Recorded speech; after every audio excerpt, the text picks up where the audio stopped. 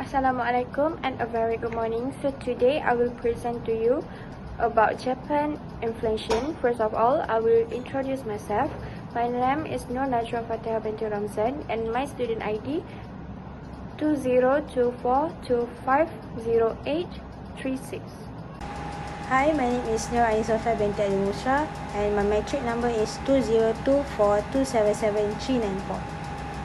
Assalamualaikum. My name is Nur Aisha binti Nur Hadi and my matrix number is 2024417466. Hi, my name is Nurjana. My number matrix is 2024653938. My name is Nurdasha Zahana binti Ahmad Razwan. Number matrix 2024417324. I will move to the background and issue of Japan. First, the country context. Japan is an island country in East Asia. It has a population about 123 million people. Next is the cultural identity. Japan is famous for its traditional culture such as the temples and the tea ceremonies. At the same time, it is also known for modern technology, Tokyo and anime. The third point is demographic.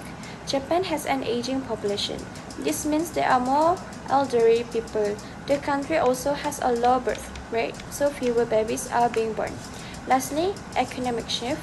For many years, Japan faced deflation, where prices stay low. Today, Japan is experiencing inflation, which means prices are increasing. In conclusion, Japan has a rich culture and advanced technology, but it also faces challenges such as an aging population and economic changes. Thank you.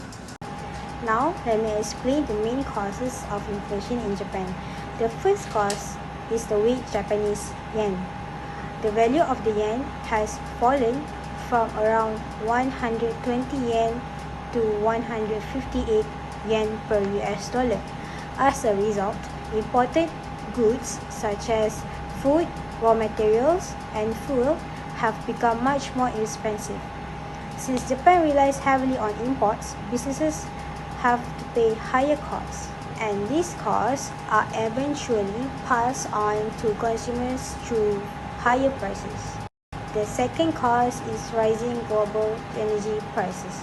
Japan imports most of its oil and natural gas, so when global energy prices increases, the cost of electricity, transportation, and manufacturing also rise. This has become one of the biggest drivers of inflation in Japan. The third cause is supply chain disruptions. Global events, including the COVID-19 pandemic and geopolitical conflicts, have disrupted the supply of goods and raw materials. These disruptions have increased production costs and cost delays, leading to higher prices for many products. Finally, wage and production costs have also contributed to inflation. As labor costs and operational expense continue to rise, many businesses increase the price of their products and services to maintain their profits. This creates what economists call a wage price spiral, where higher wages lead to higher prices. In conclusion, the main causes of inflation in Japan are the weak yen, rising global energy prices, supply chain disruptions, and increasing wage and production costs. That's all from me. Thank you. Now, I would like to explain about the effects of inflation. First, purchasing powers. Inflation reduces consumers' purchasing power because the price of goods and services increases over time. As a result, the same amount of money can buy fewer items than before, making it more difficult for people to maintain their usual standard of living. Second, the cost of living. Inflation leads to a higher cost of living as the prices of essential goods and services such as groceries, rent, utility bills continues to rise.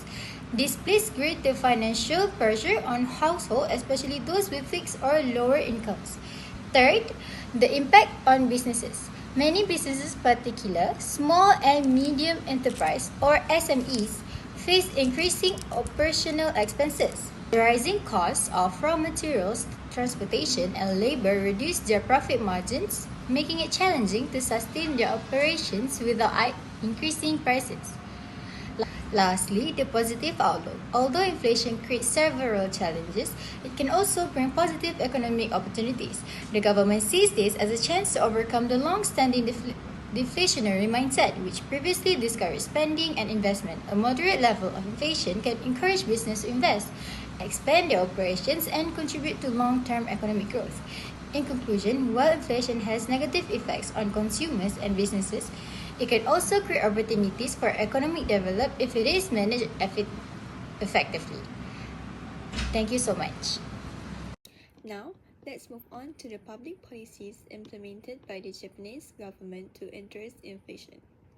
First is monetary policy. The Bank of Japan has adjusted interest rates and introduced measures to stabilize the currency and control inflation. Second is fiscal policy. The government has provided targeted financial support to reduce the impact of rising prices on households and businesses. Third, SME support. Small and medium-sized enterprises receive financial assistance and incentives to improve productivity and manage increasing operating costs. Lastly, household assistance. The government offers cash aid and subsidies to help families, especially low-income households, cope with the higher cost of living. These policies aim to reduce inflationary pressure while supporting economic growth and protecting people's lives. Now, let me explain the recommendations that can help Japan manage inflation more effectively. First, the government should continue giving financial support to low-income families. This helps them cope with the rising cost of living. Second, the government should control the price of essential goods. This can help people buy basic needs of affordable price. Third, the Bank of Japan should maintain a stable monetary policy. This helps keep the economy stable and reduce inflation.